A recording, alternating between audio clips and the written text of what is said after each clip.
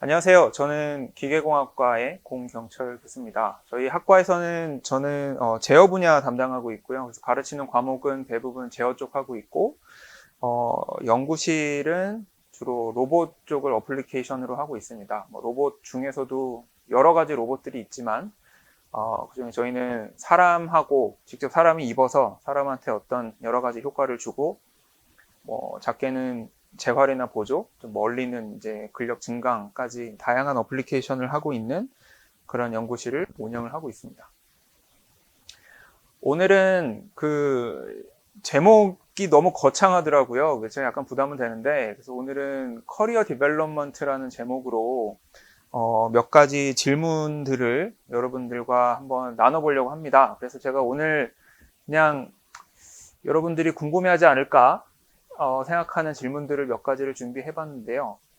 과학자와 공학자, 학자와 연구자, 연구자와 엔지니어의 차이가 뭘까? 엔지니어의 연구개발 프로세스와 커리어 패스를 어떻게 설정하면 좋을까? 커리어 패스 실현을 위한 전략, 박사학위는 꼭 필요한 걸까? 어느 학과를 가야 성공하기 유리한가? 어느 교수 연구실로 가야 성공하기 유리한가? 마지막은 뭐예요? 어떤 직업을 선택해야 성공하는가? 어떻게 하면 일을 안 하고 돈을 많이 벌 수 있을까? 이런 거 다 궁금하시지 않을까요? 그래서 이런 질문에 대해서 그냥 자유롭게 이야기를 나눠보려고 한번 발제를 해봤습니다. 그런데 이 질문들에 대해서 답을 제가 어떻게 알겠어요? 이게 답을 다 알면 제가 지금 여기 있겠습니까? 그러니까 그렇다기보다 같이 고민하고 싶은 내용은 이 프로세스를 한번 잘 이해해보고, 그래서 여기에서 여러분들이 어떤 커리어를 가지고 어디에 어떻게 세팅을 해야 될까, 여러분의 전략을, 그래서 그런 얘기를 나눠보면 좋겠고요. 답은 결국에는 개인마다 다른 거고요. 사람마다 다르고, 개인의 특성마다, 개인이 갖고 있는 환경, 개인이 갖고 있는 장기, 그런 거에 따라서 다 결정되는 거기 때문에 공식적인 어떤 답이 있지는 않다가 답입니다. 그럼에도 불구하고 우리가 이해해야 될 것들은 어떠한 제품이나 서비스가 개발되는 프로세스를 제가 그냥 쭉 나열을 한 건데요. 크게는 기획 및 연구에서 시작을 해서 이제 오른쪽으로 가면 갈수록 실행, 검증 및 개발하고 정기화 및 표준화하는 과정들이 이루어집니다. 뭐든 시작하는 단계에서는 사업 및 제품 기획에서 시작을 하고요. 거기에 따른 선행기술 연구를 하게 됩니다. 그렇게 하고 나면 기술적으로는 이 선행 연구된 거에 대한 시제품을 개발을 하겠죠.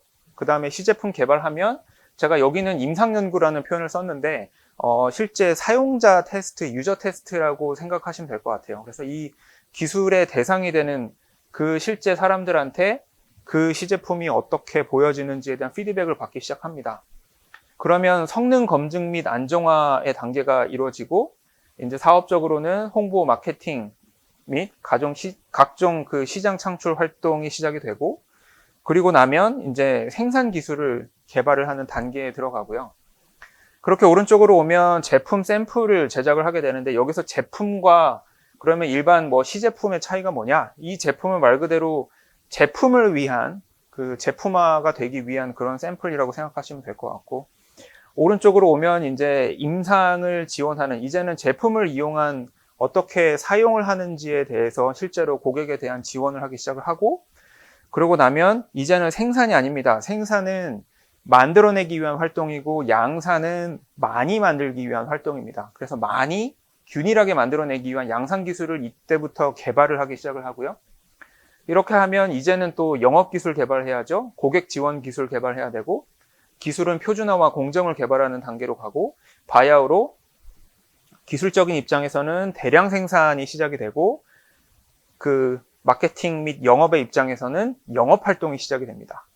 그래서 사실 제가 여기 이렇게 스펙트럼으로 표시한 이유는, 이게 대기업에서의 활동이라면 사업 기획팀이 따로 있고요.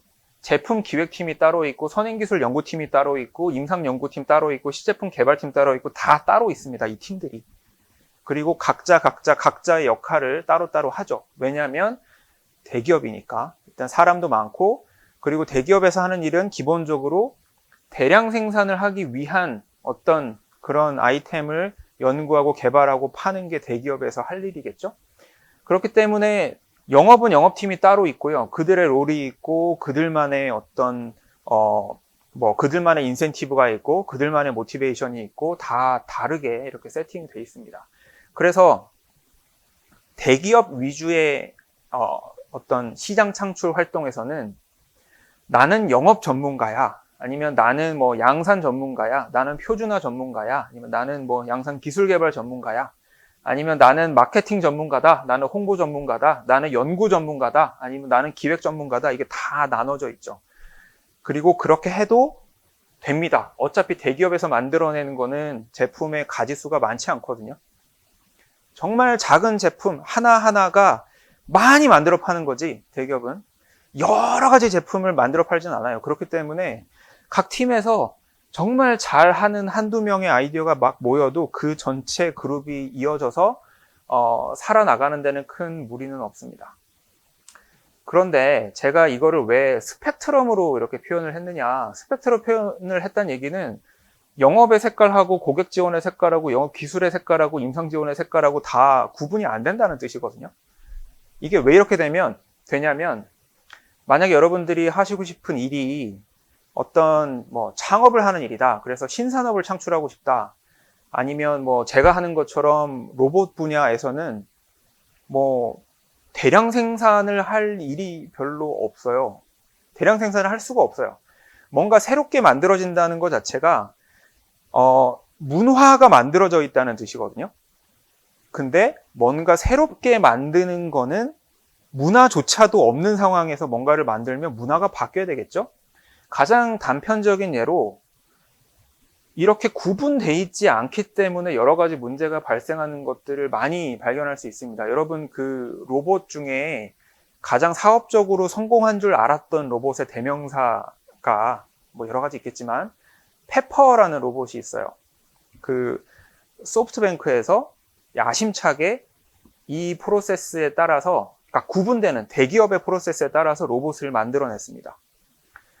페퍼를 잘 만들기 위해서 기획을 정말 잘 했고요. 서비스 기획을 했고, 시제품도 잘 만들었고, 생산 기술도 잘 해서 제품 샘플도 기가 막히게 만들고, 그래서 페퍼를 10,000대를 만들었어요. 왜냐? 그렇게 해야 품질이 확보가 되기 때문에. 그래서 10,000대를 만들었는데, 실제로 페퍼는 부도가 났습니다. 그 페퍼는 더 이상 팔지 않아요. 왜 그러느냐? 기존의 사람들이 페퍼를 사용해보질 않았거든요. 그죠? 어떤 식당에서 페퍼가 와가지고 주문을 받는다는 문화가 그전에는 없었어요. 근데 식당에 갔는데 페퍼가 오네요. 뭔가를 물어봐요. 이렇게 뭘 드시겠습니까? 이렇게 물어봐요. 근데 아이러니하게도 그제서야 여기에 임상연구에 해당하는 그 유저 테스트가 그제서야 일어난 거죠. 이게 실제로 고객이 딱 봤는데 페퍼가 딱 왔는데 야, 이거 약간 불편한데? 이것만 좀 바뀌었으면 좋겠는데? 라는 니즈가 나옵니다. 근데 소프트뱅크 입장에서는 어때요? 이미 10,000대를 만들어 놨거든요. 그래야 품질이 확보가 되니까 10,000대를 만들었어요. 그러니까 원래 모든 엔지니어링 활동은 고객 관점이어야 되는데 고객의 니즈가 들어오는데 어떻게 할 수가 없어요. 만들어 놓은 게 너무 많아서. 그렇기 때문에 모든 신산업과 아니면 로봇과 같은 그런 어떤 새로운 분야에서의 뭔가를 한다면 대기업처럼은 못한다는 얘기죠.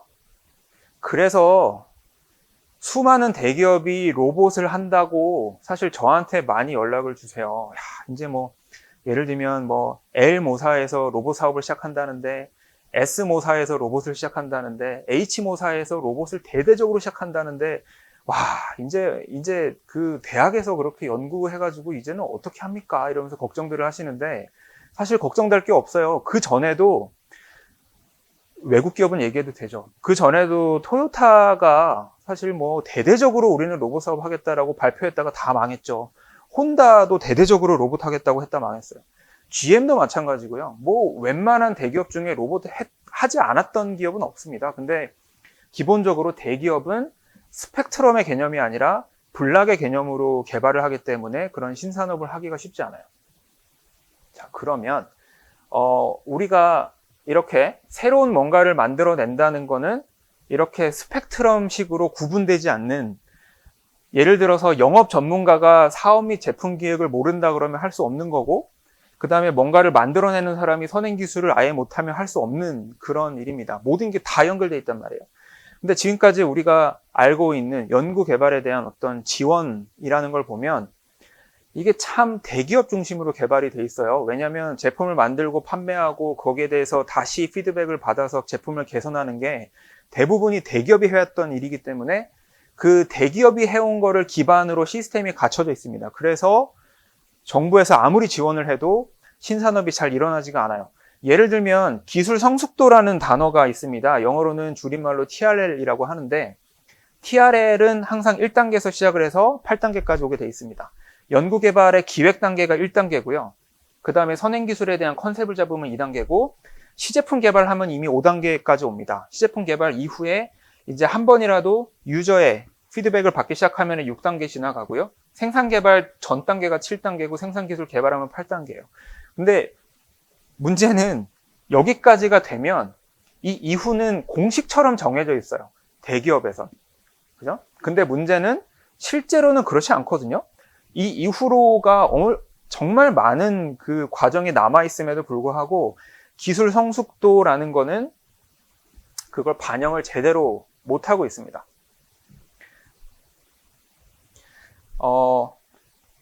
이걸 한번 볼까요?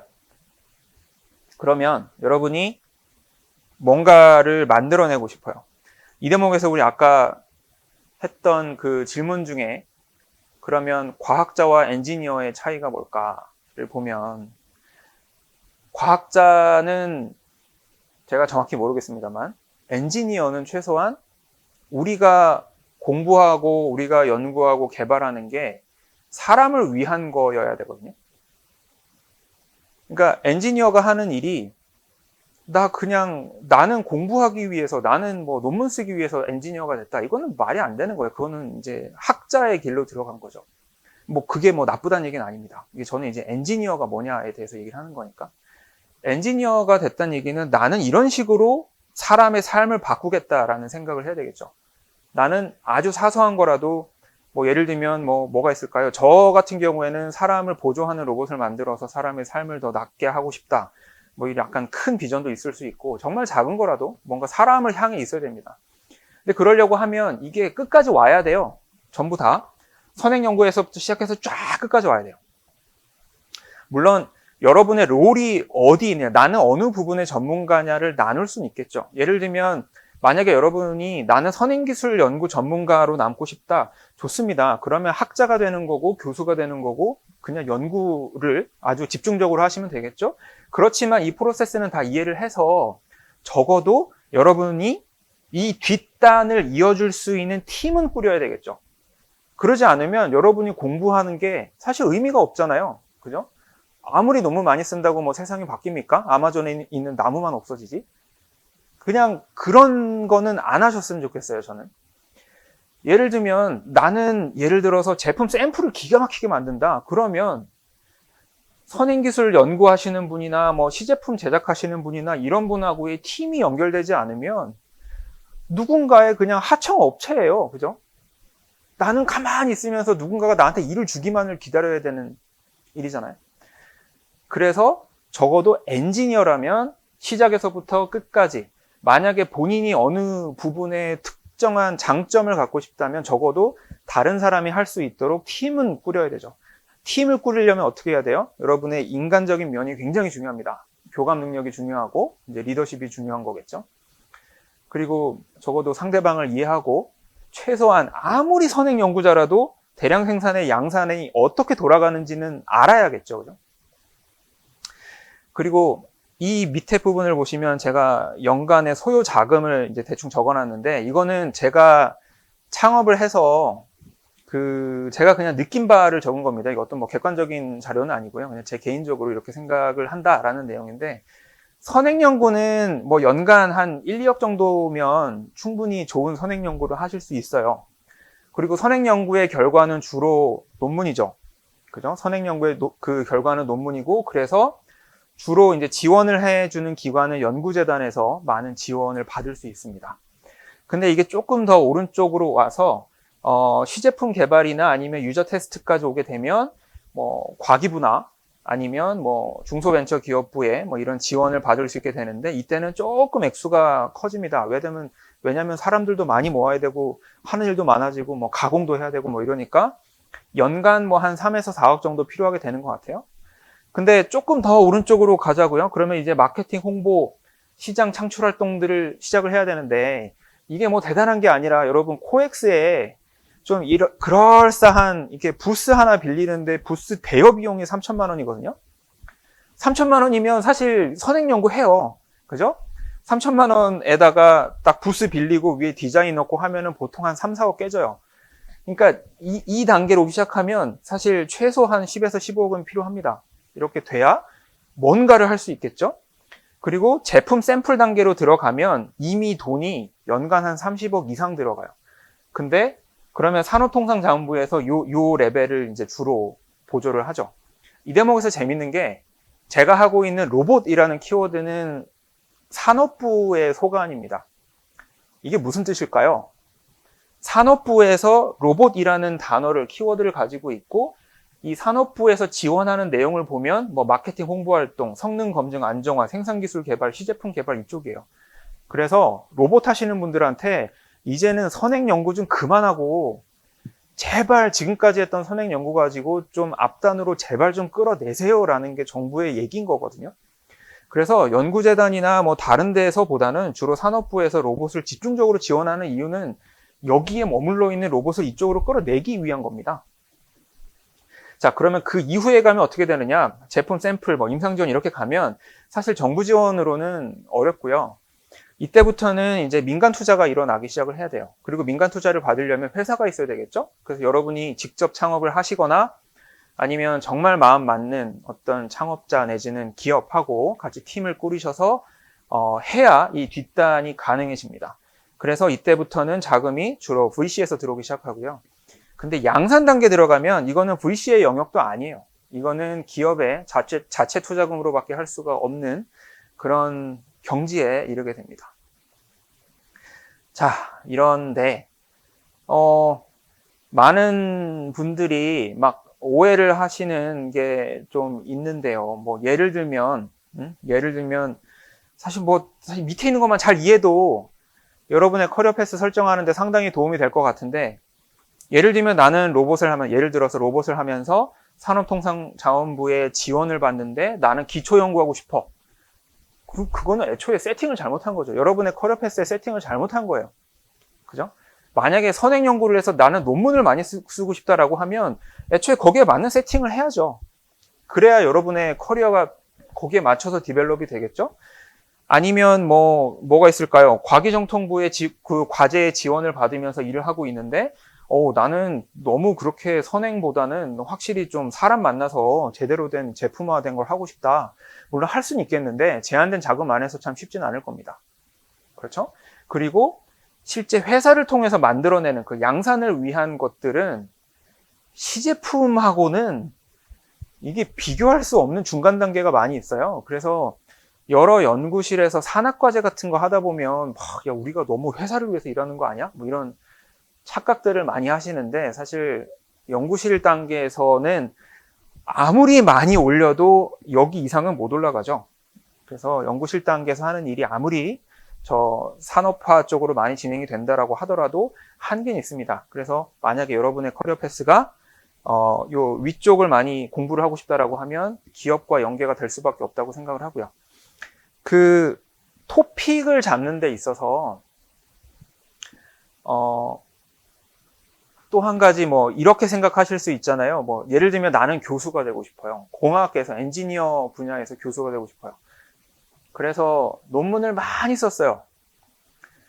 논문 많이 쓴다고 어디서 막 와 하고 교수로 오세요 이럴까요? 절대 그렇지는 않아요. 엔지니어는 제가 만약에 이쪽에서 논문을 많이 썼다는 얘기는 그 토픽이 뭔지를 보는 겁니다. 이 사람이 정말 큰 그림이 있는 사람인 건지, 그래서 이쪽에 선행기술 연구를 했는데 그게 도대체 어떤 식으로 이쪽으로 이어질 만한 어떤 가능성이 보이는지 안 보이는지를 보는 거지, 이 사람의 논문 많이 썼다고 야, 이 사람은 정말 뛰어난 학자, 세상에 그렇게 이해하는 사람이 어디 있습니까? 그렇진 않아요. 예를 들면 선행기술을 연구를 하는데 여러분이 여러분 나름의 포트폴리오를 내고 자기소개서를 쓰고 하는데 나는 궁극적으로는 사람의 삶을 이런 식으로 바꾸기 위해서 이러이러이렇기 때문에 그래서 이러이런 선행 연구가 필요해서 나는 이 연구를 했고 그 결과물이 이 논문이다라고 얘기를 하는 거지. 뭐 어디 가서 나는 이 분야에 이 논문도 쓰고 저 분야에 저 논문도 쓰고 뭐 제어회도 하나 쓰고 설계도 하나 쓰고 뭐 이렇게 했다가는 이 사람의 정체는 뭐지? 그냥 논문을 위한 논문을 쓰는 페이퍼 머신인가? 밖에 안 되겠죠? 그래서 결국엔 뭐냐면 여러분의 커리어 패스에 중요한 건 어떤 무슨 객관적인 몇 개의 숫자가 아니라 여러분의 비전이 뭐냐는 겁니다. 엔지니어로서 어떤 식으로 사람의 삶을 바꿀 거냐에 대한 고민이 한 번은 들어가야 되고 그거를 역산해서 이게 이제 그 초반으로 선행 연구단으로 왔을 때 여러분들이 그러니까 어떤 연구를 했는지가 이게 스토리 라인이 맞아 떨어져야 되는 거거든요. 그래서 세상 만사는 객관적으로 그냥 성공하는 길이라는 건 없어요. 그냥 주변에 있는 사람들의 마음을 움직여서 성공하는 겁니다. 그래, 저 일은 해야 돼. 아, 저 사람은 우리가 모셔야 돼. 아, 저 사람한테는 돈 줘도 되겠다. 이러면서 성공하는 거거든요. 그러면 다른 사람의 마음을 움직인다. 마음을 움직인다는 게 한자로 하면 감동이잖아요. 그러니까 어떻게 하면 감동적인 스토리를 만드느냐가 여러분의 커리어 패스를 짜는데 가장 중요한 관건이고 여러분이 성공하는 가장 중요한 열쇠라고 생각을 합니다. 그래서 이 전반적인 내용을 이해를 하면 사실 그 박사과정은 꼭 왜 해야 되느냐. 박사과정은 쭉 넘어서 요 선행기술 연구나 시제품 개발까지를 실패해도 되는 굉장히 좋은 시간이에요. 그죠? 여러분이 사회에 나가서 창업을 직접 하고 아니면 어떤 다른 회사에 들어가서 아니면 정출연 어딘가 들어가서 나는 이러이러한 비전을 가지고 선행연구도 하고 나는 이런 걸로 시제품 개발을 해보고 싶어 라는 생각을 딱 가지고 들어갔는데 그러고 실패했다고 칩시다. 이게 상당히 그래도 남을 거 아닙니까? 이 주홍글씨처럼 따라다닐 텐데 이 박사과정이라는 기간이 사실 여러분의 비전을 가지고 선행연구와 시제품 개발을 해볼 수 있는 굉장히 좋은 기회가 되는 거죠.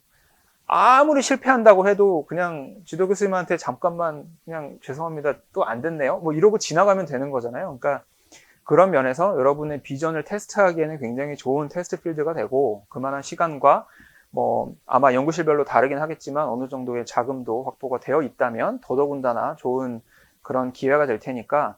근데 인프라가 아무리 좋으면 뭐합니까? 여러분의 비전이 없으면 여러분은 어떤 식으로 어떤 기술을 개발해서 어떤 식으로 사람의 삶을 바꾸겠다라는 게 없으면 아무리 좋은 환경에서 아무리 좋은 지도교수에 아무리 좋은 학교를 가더라도 사실 좋은 엔지니어가 되기는 어렵겠죠. 다른 사람이 만들어 놓은 비전은 그 사람이 성공하는 먹거리인 거지 그 사람의 비전이 좋다고 해서 여러분이 성공하는 건 아니잖아요.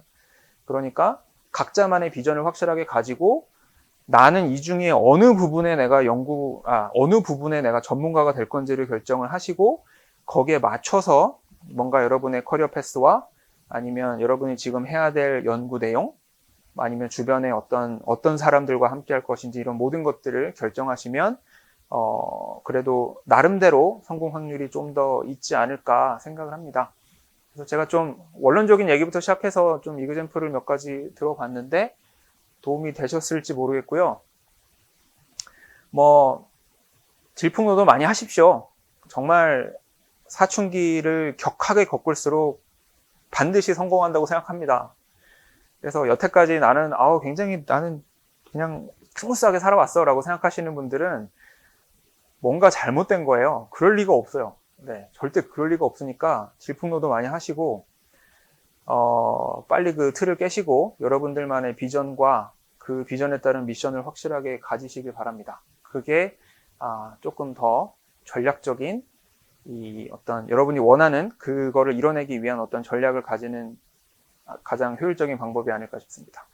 네, 감사하고 이상 기계공학과 공경철이었습니다. 감사합니다.